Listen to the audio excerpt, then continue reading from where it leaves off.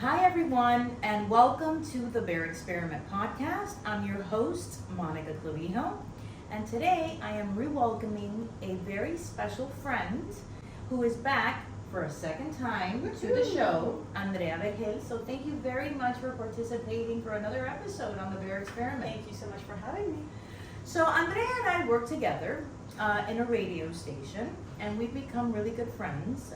She's 26 years old. And I just think that you are so wise for your age, right? I compare myself. Too kind. I compare you to me when I was your age, and I thought I was pretty mature at 26. I was a little crazy, but I always considered myself, a little bit mature with just the way that I think.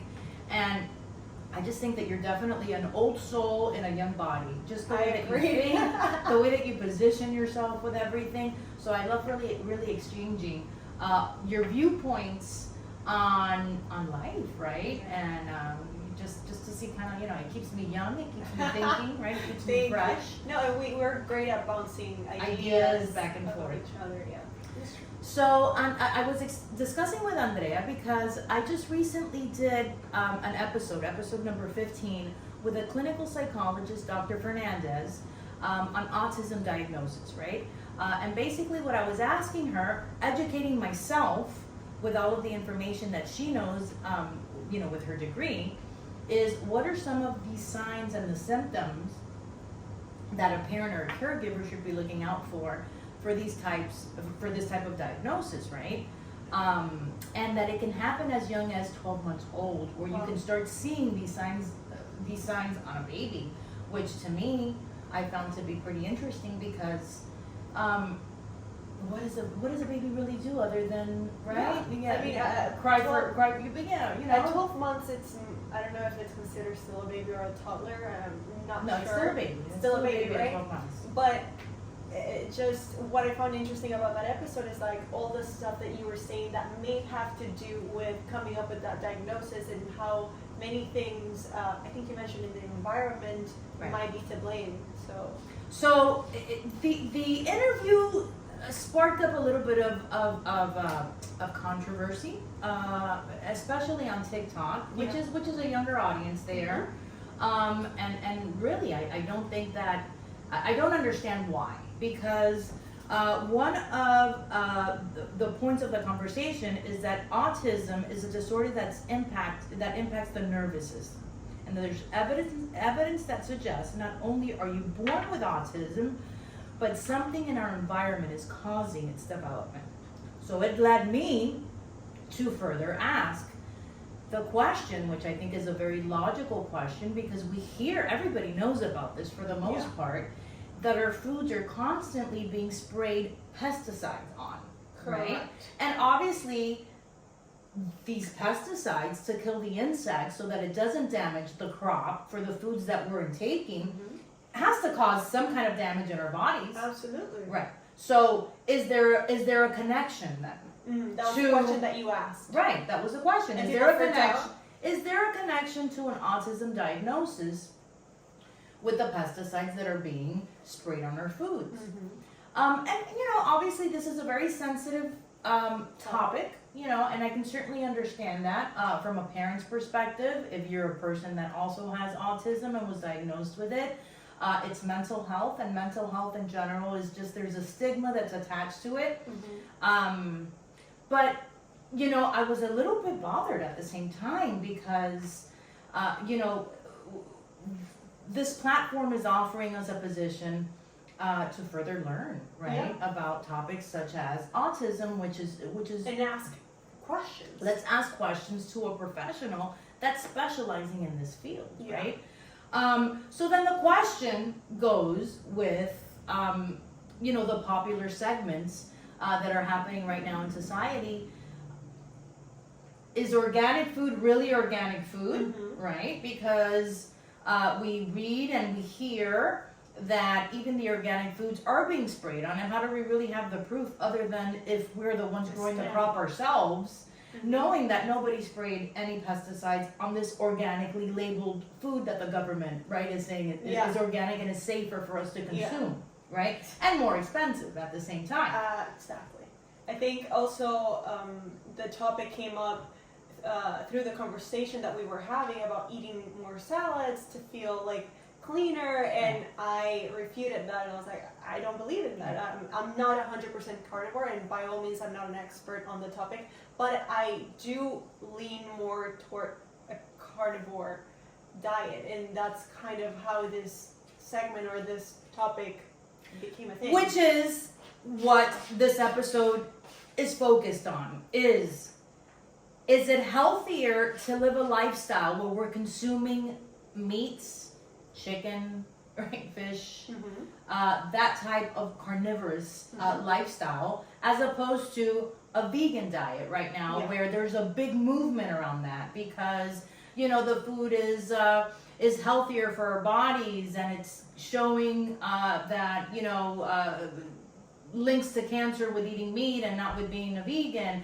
and the mistreatment of animals, and why people are moving away from eating meat because there's so many people on this planet already that there's not enough food, so we're having to mass produce, and by doing that, a lot of animals are being slaughtered, and it's very inhumane. Yeah, it really is. The way that they're killing the animals. The way that they're doing it, as though inhumane. these animals don't have a soul, and don't have a purpose. Yeah. So that leads me then to ask you. So Andrea is 26 years old. She's very physically fit. She's very active. She goes to the gym pretty much every single day. You lift weights, you do your cardio. But one thing that I love about you is that this girl can eat like a truck driver. Okay? This girl is always eating, and she can eat, you know? And yes, the younger you are, the faster your metabolism is, girlfriend. Because let me tell you, it does slow down a little bit as you age. Everybody tells me that. We shall see. But enjoy it now while you can. Yeah. But I was like you, and listen, I still eat a lot. You know, I just have to maybe not eat after a certain time because, you know, I'm getting older, and I understand that I'm going to gain weight a lot faster than you will. But for the most part, in my case, I've always been the person in my family that eats the healthiest. I like McDonald's and all that, but for the most part, I try to stay away from like seed oils and fried food. Right. Well, because you're also very athletic, and it's part of your lifestyle. Exactly. I'm aware of the benefits and the downsides of eating all those foods. Right. And that has led me to a more That's Kevin the cat. If you can hear him. He loves to be part of the podcast. Have you noticed? We love it. Oh my goodness. But my lifestyle has led me to a more carnivore diet, and I've seen the benefits instantly. And that's me not following the actual like lion diet or carnivore, like the legit carnivore diet, where it's people Which is like eat beef with salt and water. Like what Jordan Peterson is doing now, where it's just meat, salt on his meat, and water. And rightfully sourced. No vegetables. Salt. No vegetables, right? No salads. No fruits. No fruits. Well, you have no liquor. No. Water and meat. Yeah. That's it. And he says that he has seen the health improvements where even his gums, where he used to have gingivitis, that everything, he's seen a 100% improvement overall in his physical appearance as well as internally. So has his daughter, because she was the one who got him into the diet. Who's your age, right? Because she's pretty young. I think she's like, a couple of years older, but around my age. And she had a bunch of health issues. And it was horrible for her until she started this diet and she saw all the health benefits. Right. But you know what's crazy is that you can say the same thing for the other side. You have had vegan people that will tell you that their life changed, right? Yeah. They're when they went vegan, they no longer have diabetes, or their blood sugar levels are stable now, right? Because of becoming a vegan and not eating any meats, because of the high cholesterol associated with the fat in the meat. Again, it's about the quality of meat also that you're eating, I think. Absolutely. And I think the most important part in my opinion, when you're about to start a carnivore diet, is buying local and grass-fed.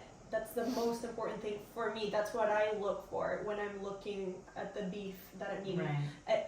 the eggs as well. The chicken needs to be pasture raised and the pasture finished, the beef, not only grass fed but pasture finished, which means from the start till the end, when that cow was killed, she was free and she was only eating grass. Right. Because that's how you prevent all these hormones being added to your. That's another thing, right? All the hormones that they're injecting in Yeah. order for them to get fatter, faster. Exactly. Right. So that's one of the arguments that vegan people. There are many arguments. One being the emotional side of it. You know, Right. why is it a cow's life better than your dog? And for that I say, how is it a cow's life better than all the rats and squirrels that they have to kill to grow your crops and your True. corn and your avocados and all of that? They are also killing It's a animals. double-edged sword, right? It It's is. whatever side you're on, and you're gonna defend it best. Exactly. So that's why I don't defend any sides. I just go by what I like, and if I like eating beef, I try to source it as clean and as ethically as possible. I understand the slaughterhouse issue behind eating beef and whatnot, but what I would say, if you want to start a carnivore diet, eat local. Try to find local farms.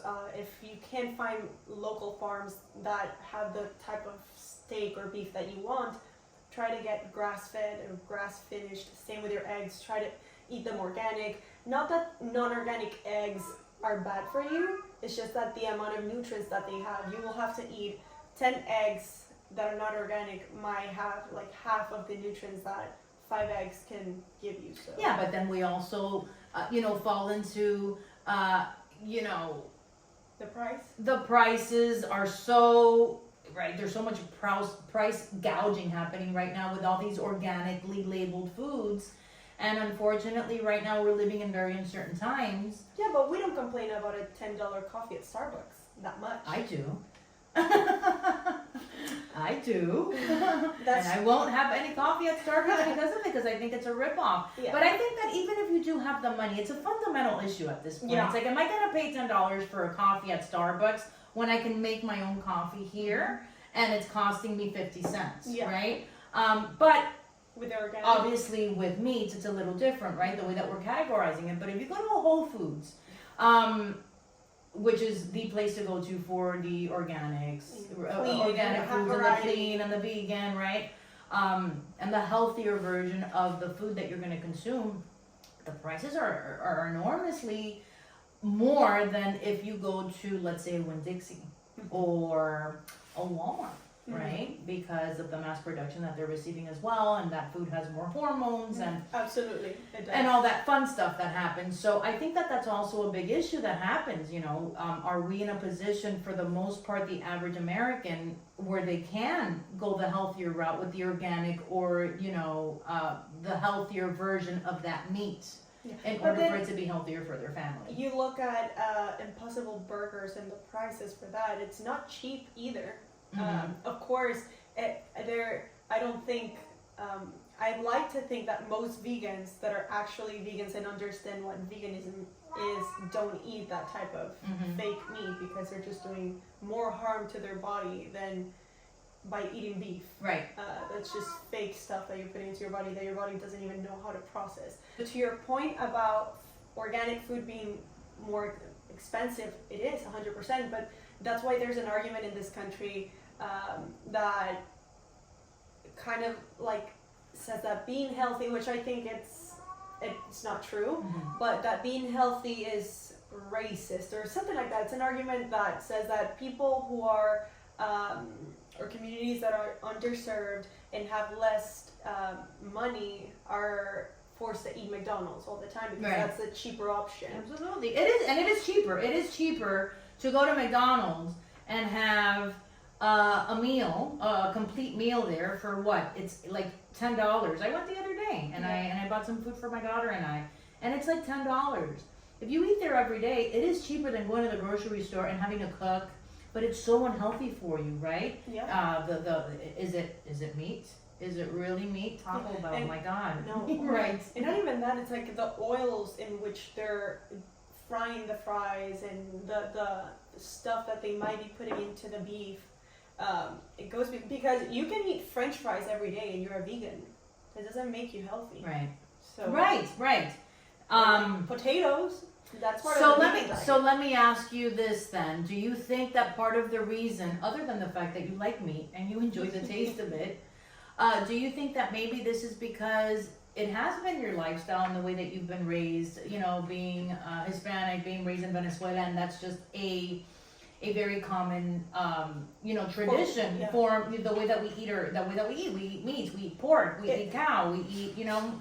It's part of it, absolutely. I grew up eating steak, beef, chicken, all of that. But the older I got, the more I tried exploring with eating more salads and eating beef, replacement, like impossible meat. And I tried everything. And the only thing that kept coming back to me through social media, through doing my own research, is what did our ancestors Right, eat? right. And it was Meat, meat. right. Yeah, they had to go out and hunt. There's this famous doctor, his name is Nutriguermo, that's his Instagram handle, and he says when you go into the caves for our ancestors, you don't see salads painted on the walls. It's like people hunting for like deer or like moose, I don't know. That's what we used to eat, not all these crazy stuff that we're eating Right. now. And one of the things that we were talking about, I think it's very different to eat fruit. I think we should eat fruits that comes from a tree. The tree, you know, there's a process and a thought behind it. Nature doesn't like make mistakes. Why is the fruit from the tree and So easily accessible. because animals needed to get to the fruit, eat the fruit, then they poop the seeds somewhere around, And then it grows the fertilizer, grows. right? And Yeah, then the trees it- start from there, and everything Absolutely. else, right? So you have a bunch of trees, orange trees, whatever trees you have, and they grow naturally. But then you have lettuce, kale, spinach. What tree grows that? Right. It doesn't grow on a tree. And of course, watermelon doesn't grow on a tree because it's too heavy. So some people might argue with that. But all these newer foods that we're seeing, and I don't think they add anything of nutritional value to my diet. Right. That steak or chicken or fish can't bring to the table, you know? So let's just, you know, give the actual definition of what a carnivore diet is, right? So the carnivore diet, also known as the meat-based diet or the caveman diet, is a diet that consists mainly of animal products such as meat, fish, and eggs. The diet excludes plant-based foods, including fruits, vegetables, and grains. And the idea behind this diet is that humans are designed to eat meat, that a diet high in animal protein is essential for optimal health, which is what we were I discussing. do eat fruits though. I know there are people who don't. Because of the sugar And yeah, and the carbs that fruits, I mean anything with sugar has carbs, but a lot of people find that they have low energy when they don't consume carbs. So they consume carbs in the form of fruit and honey, and I think that's perfectly fine. It's nature. Animals eat fruits and for a reason. So. Right. Yeah. Right. And then let's put the definition of what a vegan diet is. So the vegan diet, on the other hand, is a plant-based diet that excludes all animal products, including meat, fish, and eggs, and dairy. The diet emphasizes whole, minimally processed foods such as fruits, vegetables, legumes, and grains. Which is BS. I mean, if you're a good vegan, a vegan that follows the diet properly, yes. But for the most part, you will see a lot of vegan people eating Impossible burgers, which are not minimally processed. They will drink almond milk, which is not minimally processed, and it's not almond water. It's almond water, guar gum, sanctum gum, a bunch of gums that our body can't even process. So you would rather drink that milk. I did it. I stopped drinking regular milk and I went to almond. I did Why? a trend. It was just a trend. It was like, Because okay. it's cool to do Yeah, that it was now. cool. I was like, oh, almond milk, Right. whatever.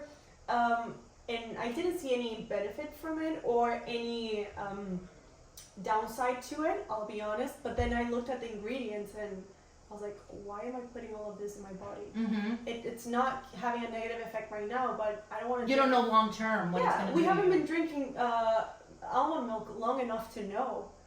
It's the same right. thing with What are the health Splenda. benefits? Splenda had the Well, same thing. It was like, oh, it's great. It's a great alternative. There's to sugar. there's already evidence showing that that's one Gives of the you worst. cancer. Yeah, that's one of the worst things that you can put in your body. That's All these artificial sweeteners, And- right? You're better off just getting sugar and drink.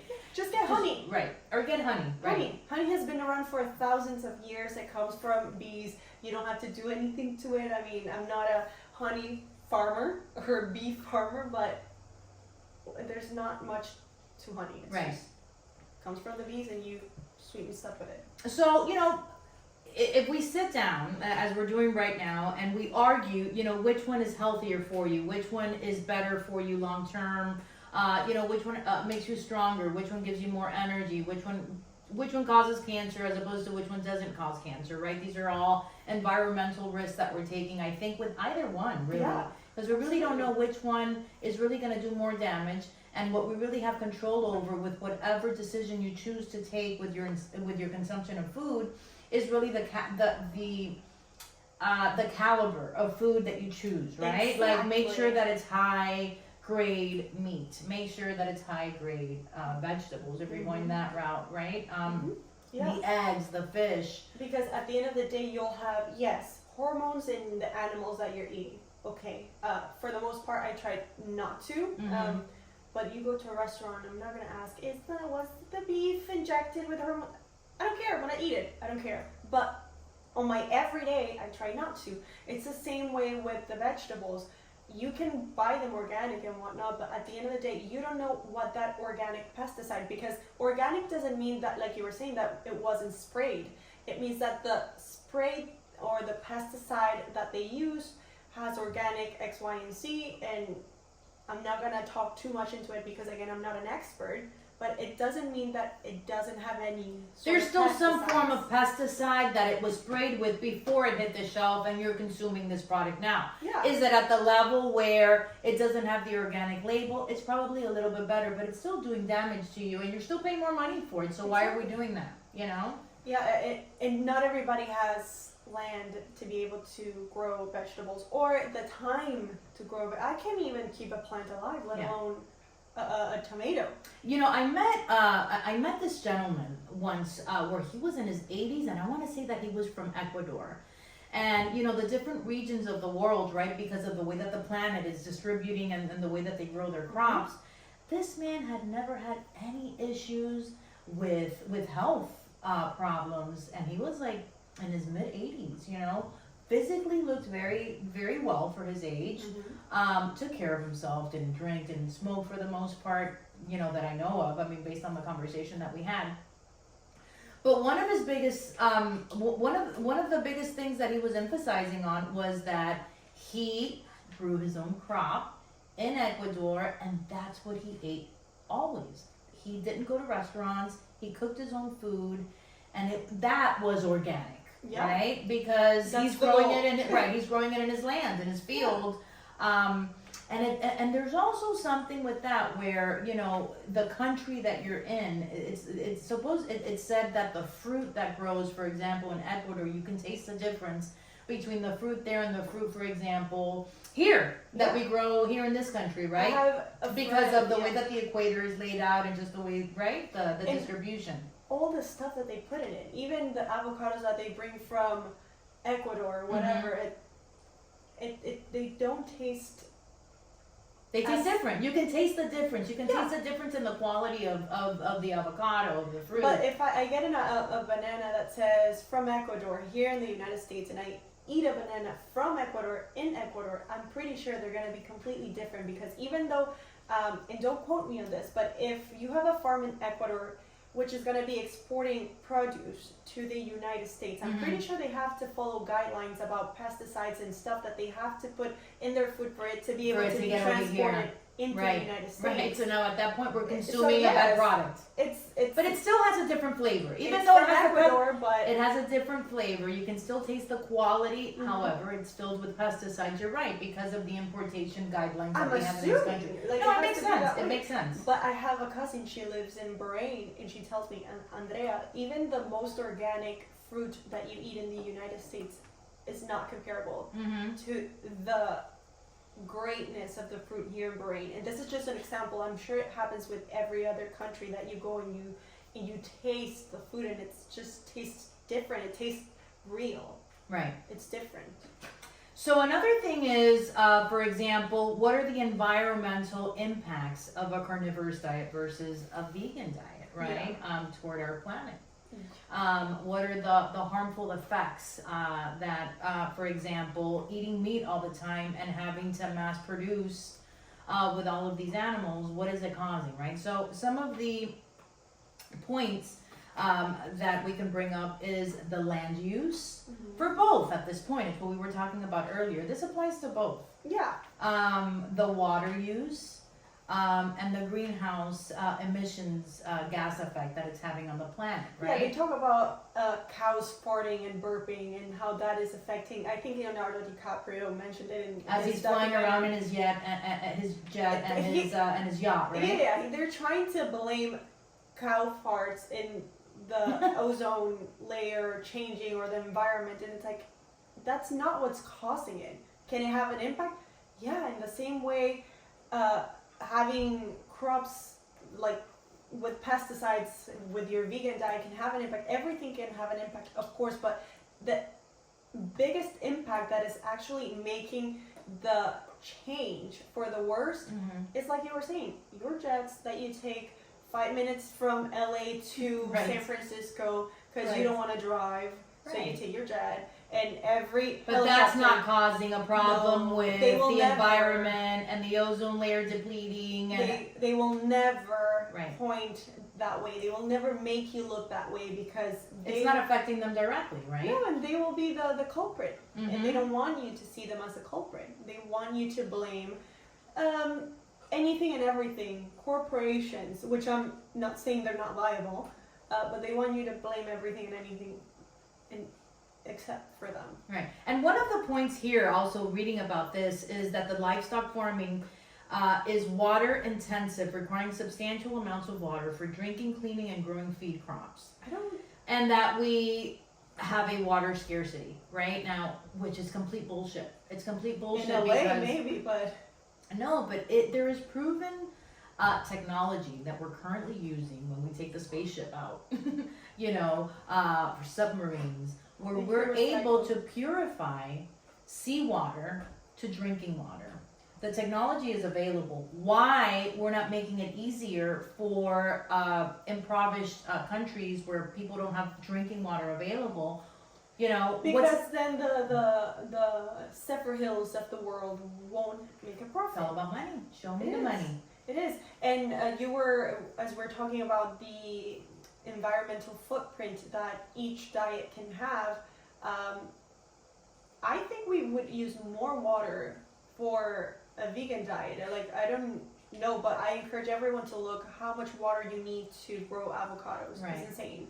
And you need to water them every day. You brought that up a few times. I'm curious now to read about that. I don't know. Yeah, Google but, it. I would think that it would take. Well, you told but I would think that it would take, for example, for the land use. I think that it would take just as much for, the crop for the vegan diet, right? The vegetables that we're consuming, the avocados. Yeah. The same as it would be just for the mass productions with the animals that we're going to have to feed with the water consumption. It says 2,000 liters of water, about 528 gallons are needed to produce a kilogram of avocados. So about 2.2 pounds of avocados. 2,000 liters of water. Avocados are so good. And I will keep eating them till I die. That's right. I love them. But you just have to be well informed and not be be doing with the selective outrage and pointing fingers. Morally okay. And for I'm me going to eat tell you, avocados. and we'll, and this is going to lead us into the next topic, right? The next point that we're going to talk about with this. I commend vegans that have completely changed their lifestyle. Okay, and I know a few of them. Me too. Where they're amazing. They're great people, and they've done it because they've seen the damage and the way that they kill animals and the inhumane activity that takes place with these beautiful souls, because they Yeah. are, they're souls, right? And we don't care. We don't care. We And you don't. see that, and they're produced, you know, mass produced. What was it? It was here. They were talking about this. The slaughterhouses. One of the most common forms of mistreatment is the confinement of animals in overcrowded and unsanitary conditions. This practice, known as factory farming, is prevalent in the meat, dairy, and egg industries. Animals raised in these facilities often suffer from stress, injuries, diseases due to the lack of space and poor living conditions. You see them where the pigs, they have them in these like cages, right? And they're just pouring food like down, fattening them, just fattening them, right? So that they can kill them and then they can cut them up and they can sell the That's food. horrible. And that's why I say the quality, if people started to shift from, but again, I understand it's not easy because it's more expensive. The eggs that I get, they're like $10. Right. It is. It and adds they keep up. getting more expensive. Yeah. It's insane. But the beef that I get, it's free. The cows are free, roaming around, eating the grass like they should be in nature. The eggs that I get are from chickens that are always free. They're pasture raised. They're not eating grains. And where are you getting these? Publix. Oh, You can find options. the Greenwise brand. No, it's Vital. Mhm. Oh, They're okay. pasture raised, organic eggs. Okay. So that means the chicken has always been free and they eat pasture. They don't eat grains. Right. Which is another thing. You have non-GMO grains Right. and you have GMO grains. So if they're feeding that to the animal, then you're eating that You're animal. eating it also. Right. So that's one of the arguments that vegan people make, but it's the same thing with the pesticides in your lettuce. Another form of mistreatment is the use for cruel and humane farming practices, such as debeaking, horrible, tail docking, and castration without anesthesia. These procedures are often performed to control aggressive behavior or facilitate handling, but can cause significant pain and distress to the animal. Of course. Additionally, animals raised for food are often subjected to routine mutilations such as teeth clipping and ear notching, which can lead to chronic pain and discomfort. Let me tell you, you see these videos that PETA posts, and I have a friend that she has a vegan restaurant, Aguacate, it's called, and it's in Kendall, and she opened it right before the pandemic, and it's become very, very successful. I didn't realize that there were so many vegans here in Miami. There are. But she did great during during the pandemic. Just people ordering from her restaurant, and she could have very easily shut down, just like a lot of restaurants didn't make it at that point. Mm-hmm. And one of the, she posts videos all the time, but I have to skip through them because they're really, really difficult to watch. And you know what? I do enjoy eating pork, and I do enjoy eating meat, and I don't want to watch that because I don't want to think about that when I'm eating a piece of steak. I watched a PETA documentary and I went vegan for 3 days because it's horrible. Yeah. And that's why when I eat beef, I try to source it, try to find the most ethical source. Yeah. You know, the local farm, which is not doing that because they don't have 1,000 cows. Right. They don't have the money for that. They just, it's local. It's for the local community. They don't have that high demand that these supermarkets have or Walmart has, you know? And one of the videos that she would post, oh my God, it was so difficult to watch. And then that's where you understand that these animals really do have a soul, and they feel the way that you and I feel. They really do. You know, and it was these trucks where they're just like piled on one on top of the other, and these little pigs are just jumping over and jumping out of the top of the truck into the street, Just to to the highway to escape where they can die. But that's how desperate they are, you know. And you say to yourself, these are souls. Okay, you're eating them. Yeah, and you're eating them, and look at the way that they're being treated. You know. But then I ask you the same question about possums and rats and squirrels and bees and all of those other animals that also need to be killed in order to clean the land in which you're gonna start cropping, like for growing tofu. for tofu, for lettuce, for spinach, for everything that you eat on a vegan diet. or regular diet. And I'm not bashing vegans. Like I said, I have vegan friends, and I do think that the vegan diet can be beneficial to some people. In the same way that I think the carnivore diet is beneficial to some people. It depends on your lifestyle. It depends on your body, your preference. And you've had carnivore people who go vegan because they say it was horrible for me, and then you have vegan people who do the same. They're like, it was horrible for me. I'm going back to beef and meat. And I can speak for myself where when I want to drop a couple of pounds or just want to feel like I have a little more energy, I'll start eating very, very clean, right? And I'll have, I'm pretty picky when it comes to fruits and vegetables, but like I can't eat lettuce, but I can eat spinach, and I'll make my salad, and I might put a little piece of protein in there or not, but I eat that for 3 days straight. Now I'm starving by day 3, don't get me wrong, but I feel the cleanliness in my system. I feel lighter. I feel like I'm thinking clearer. I see the benefit. I've never done it long term where I can say, okay, long term it's done this and this and this. Fortunately, I haven't been in a situation where I get sick, where I've had to completely change. I mean, I know a lot of people that they do get sick, they get cancer, and they do have to change their entire, food consumption, because if not, they're gonna die, right? I think it's funny that you say when you want to feel clean and then you eat more clean, you eat salads, which is great, it's fine. But I don't see anything more clean than, for example, beef or chicken, if it's rightfully sourced. Right. I agree with you. It's just so simple, and it's what we've been eating for the longest time. And one of the things that this doctor that I mentioned at the beginning of the episode says is that modern disease are caused by modern foods. Back in the day, of course, there's more testing and whatnot, but back in the day, you did not see all these rare cancers because it's going back to how we started this episode. It's about the pesticides and everything that they're spraying on our foods, and that's what's causing all the illnesses and that we're seeing today. So the problem's not the beef, and the problem maybe is not the lettuce. The problem is that for you to mass produce lettuce and beef at the level that we're doing it, you need to put a lot of hormones to get a lot of beef, and then you need to spray a bunch of stuff in your crops so they survive through all the weather that you're gonna get, and all the infections and all the insects.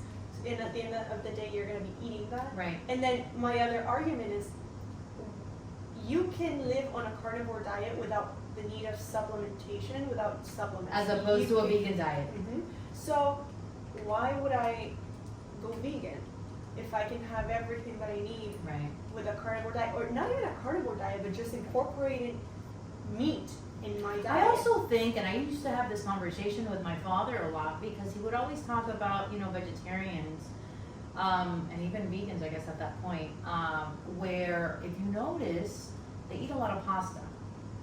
And so you have to be very self-aware of how much pasta you're going to eat, because at this you're going to blow up, right? If you keep eating all these carbs. Yeah, so, and it sounds bad, but a lot of overweight vegan people. Right. That was the conversation that I would have with my dad. Or at that point now, how are you substituting the protein that you're not receiving, and now you're having all these carbs, and you're having with the pasta, with grains. And you're getting heavier, you're getting older, your metabolism is not the way that it was once. But we go back to the ethical part of the reason why I believe a lot of people do go vegan, which I admire very much. Because I think it's very, very, very difficult in the society that we live in, even though it's becoming more common and more popular, to be a vegan. There's meat everywhere. A lot of people enjoy it. Fish, sushi. Yes, it's everywhere. It's everywhere. And for you to completely change your lifestyle to become a vegan, where the movement is becoming bigger and bigger, is very commendable. However, a lot of the vegans out there are very sensitive, and they attack and they judge. And I think that this is where we're wrong. This is the problem that we're having as a society overall. Don't judge me because I like meat, and I'm not going to judge you because you're a vegan and, you're okay with all the issues that are happening, with the growing of, the vegan products, right? Like, Yeah. it could be an argument where we can be here all day Yeah. and we can argue that. There's so many branches. Is it a healthier choice? Is it a better choice morally and ethically? Is it better for the environment? Is it better for X, Y, and Z? Right. There are many branches that we can tackle and we can discuss and dive deeper into. But at the end of the day, I just think there's no way I'm gonna change a piece of steak for lettuce. So do you believe now, this is a little more esoteric, that we're gonna go. So do you believe that when you're eating a steak, you go to a restaurant, like you said, maybe when you're buying your steak, okay, you can buy it with, ethical, right, with the steak that you're purchasing and you're consuming, but when you go to a restaurant, you really don't know No. exactly what you're consuming. What about if that cow was, slaughtered?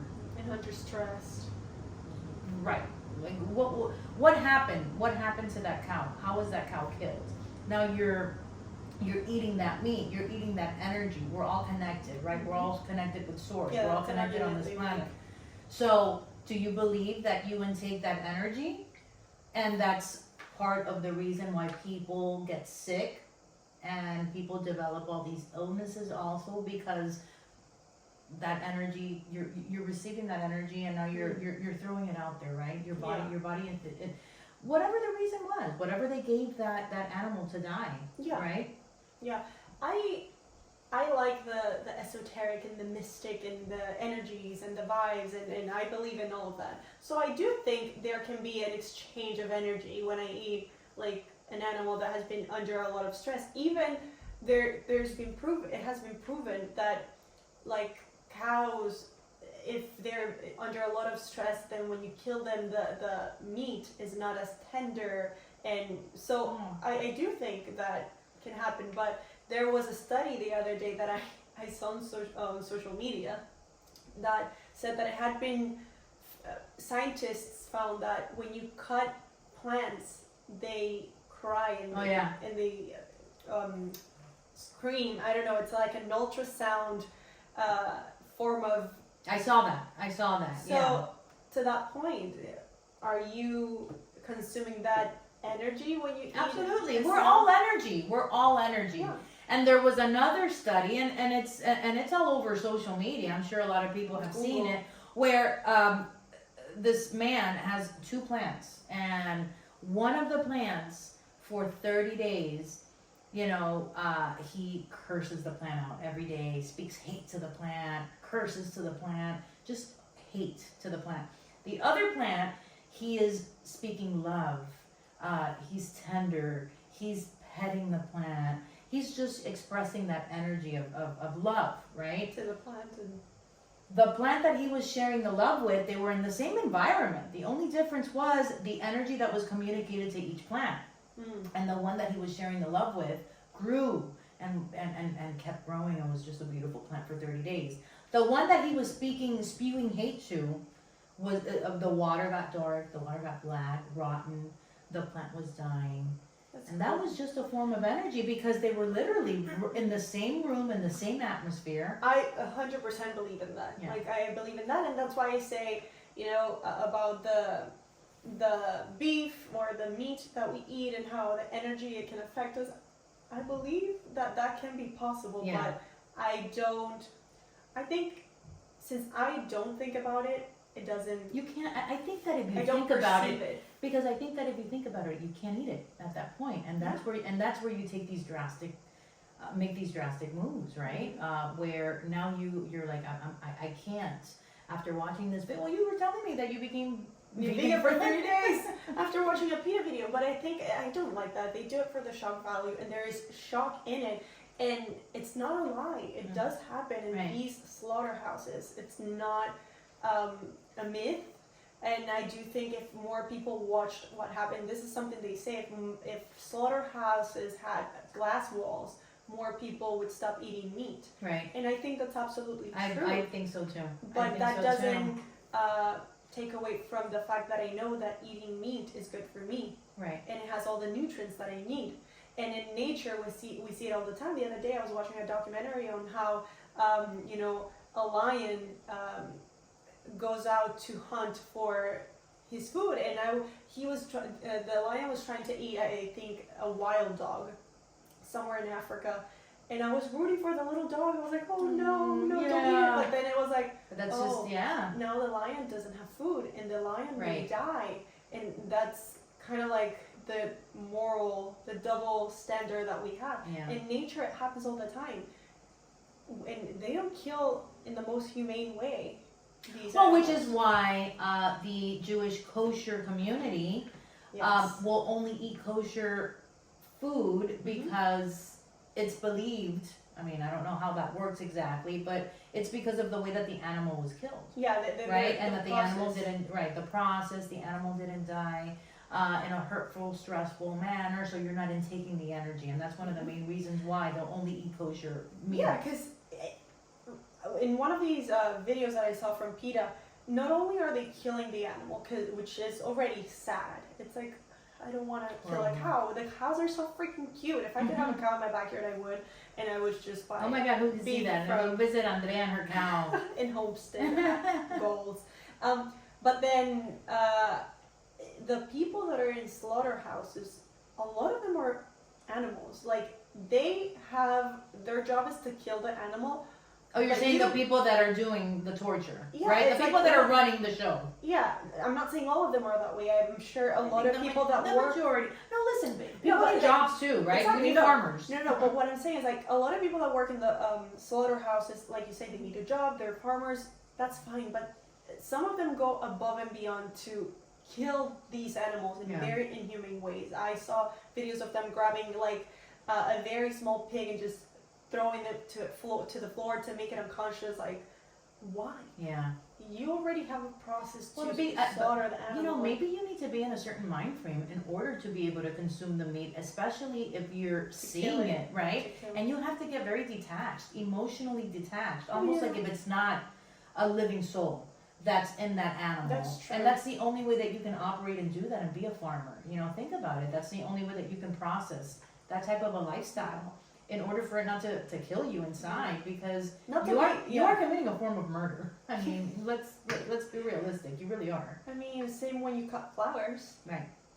I don't know. I mean, and I don't like saying the word farmer, because I think the people who work in slaughterhouses and farmers are completely different. And not to say that one is better than the other. Like we were saying, it's a job. You need to do it. You need to pay the bills. You need to pay rent. It's just that some of them, from the videos that I've seen in the PETA account, they go above and beyond to be cruel to these animals. Yeah. It's like they're already in line for you to kill them. You don't need to like do all the extra stuff for them to suffer. Right. So the bottom line, you know, in order to address this very sensitive topic, because I do think that it's a sensitive topic, and you see it now where, you know, if somebody's eating meat, a vegan Gen Z or millennial will come on and they'll have a temper tantrum about a person eating meat, and I think that that's where we're wrong. That's where we need to stop that. We need to stop that, you know, and we need to respect what other people choose to ingest in their own bodies. Yeah. And at that point, it's like, do the research.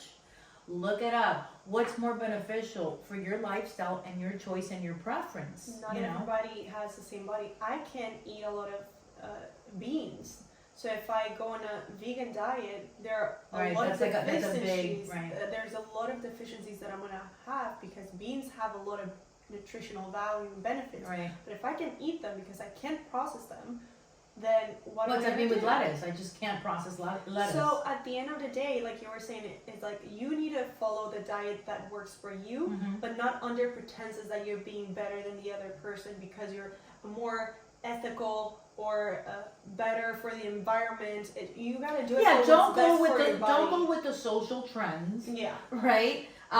Don't go with the peer pressure that movements right now, like PETA, are putting on society, but definitely have an open mind and really do your research to understand the slaughtering of animals, because I do feel that we can change that a little bit more. Absolutely. You know, it doesn't have to be that cruel. It really doesn't, Absolutely. you know?